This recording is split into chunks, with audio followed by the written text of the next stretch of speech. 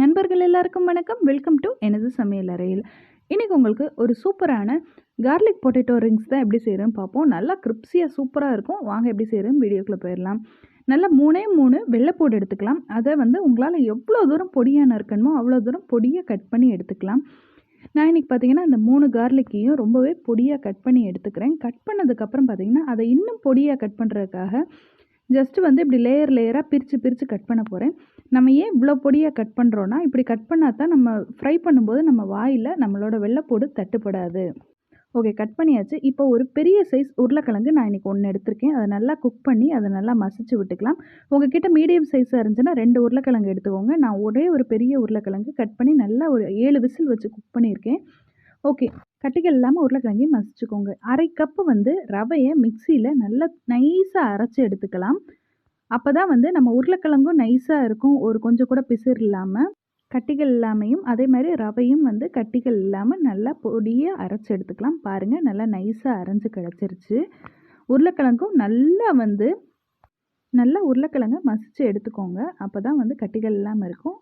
சரி, இப்போ ஒரு தவாவில் 1 ஸ்பூன் நெய் அல்லது பட்டரை எடுத்து நல்லா உருக்கிக்கோங்க.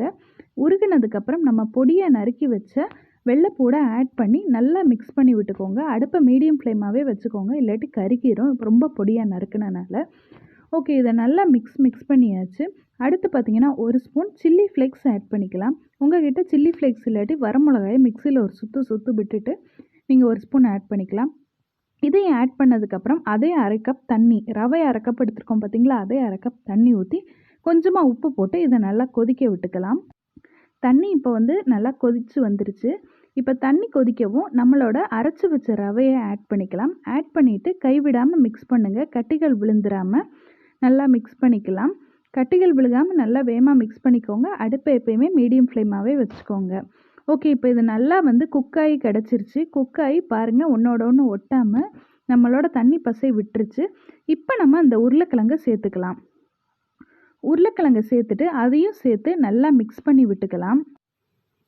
உருளைக்கிழங்கு கட்டிகள் இல்லாமல் பார்த்துக்கோங்க. திரும்ப ஏன் சொல்கிறேன்னா, நம்ம ரிங்ஸ் போடும்போது அந்த கட்டிகள் தனியாக தெரியும். ஓகே, இதை நல்லா ஆறுனதுக்கப்புறம் ஒரு பாத்திரத்தில் மாற்றிக்கலாம்.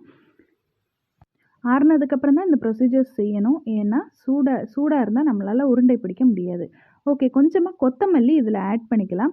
அப்புறம் பார்த்திங்கன்னா கார்ன்ஃப்ளவர் மாவு ஒரு 2 ஸ்பூன் ஆட் பண்ணிக்கலாம். இது எதுக்குன்னு தெரியுமா?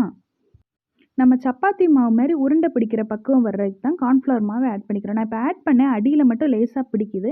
அதனால் அடியில் லேசாக கார்ன்ஃப்ளவர் மாவு ஊற்றி இன்னொரு தடவை நல்லா மடக்கி பிசைஞ்சிக்கலாம். பாருங்கள், ஒரு 5 நிமிஷம் பிசைஞ்சாலே நல்லா சப்பாத்தி மாவு பக்குவத்துக்கு வந்துருச்சு. ஒன்றோட ஒன்று ஒட்டாமல். ஒரு பட்டர் பேப்பர் எடுத்துக்கலாம். பட்டர் பேப்பர் இல்லாட்டினா நீங்கள் சாதாரண பாலித்தீன் கவரை கூட யூஸ் பண்ணிவிட்டு ஒரு போர்ஷன் எடுத்துகிட்டு தேய்ச்சி விட்டுக்கலாம். சூடோடு நீங்கள் பாலித்தீன் கவர் யூஸ் பண்ணாதீங்க, நல்லா ஆறுனதுக்கப்புறம் தான் யூஸ் பண்ணணும். இது மாவை நல்லா வரட்டி எடுத்துக்கலாம். நல்லா தேய்ச்சி விட்டுக்கலாம். ரொம்ப தின்னாக தேய்ச்சிடாதீங்க, ஓரளவுக்கு திக்காக இருக்கணும்.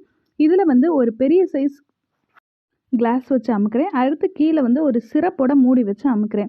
அதாவது உங்களுக்கு சின்ன சைஸ் ஒன்று பெரிய சைஸ் ஒன்று வரணும். நடுவில் அந்த ரிங் ஷேப் வரக்கு நீங்கள் எது வேணால் யூஸ் பண்ணிக்கலாம். ஓகே, இது அப்படியே தனித்தனியாக எடுத்தாச்சு.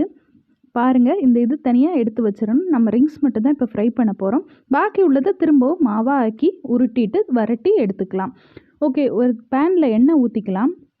ஊற்றிட்டு எண்ணெய் நல்லா காஞ்சதும் நம்மளோட ஒரு ரிங்ஸாக போட்டு எடுத்துடலாம். எண்ணெய் நல்லா காயிற வரைக்கும் ஃபுல் ஃப்ளேமில் வச்சுக்கோங்க. எண்ணெய் காஞ்சதும் அதை மீடியம் ஃப்ளேமாக மாற்றிட்டு அடுத்து ஒன்றா போட்டுடுங்க. ஒரு 2 நிமிஷம் ஆகவும் பபிள்ஸ் எல்லாம் அடங்கிருச்சு. இதை பெரட்டி விட்டுக்கலாம். பெரட்டி ஒரு 2 நிமிஷம் குக் பண்ணதுக்கப்புறம் பார்த்தீங்கன்னா நல்லா ரெடி ஆயிடுச்சு. நல்லா கிரிப்ஸியாக வந்திருக்கும். இது அவ்வளோதான், அப்படியே எடுத்துடலாம். ஃபோர்க் யூஸ் பண்ணால் ரொம்பவே ஈஸியாக அதை எடுத்துடலாம். பாருங்கள், நம்மளோட ரிங்ஸ் ரெடி ஆயிடுச்சு. நீங்களும் இந்த ரெசிபியை வீட்டில் கண்டிப்பாக ட்ரை பண்ணி பாருங்கள். குழந்தைங்களுக்கு ரொம்ப பிடிக்கும், நல்லா கிரிப்ஸியாக இருக்கும். தேங்க்ஸ் ஃபார் வாட்சிங். இன்னொரு ரெசிபியோட சந்திப்போம். Tata bye.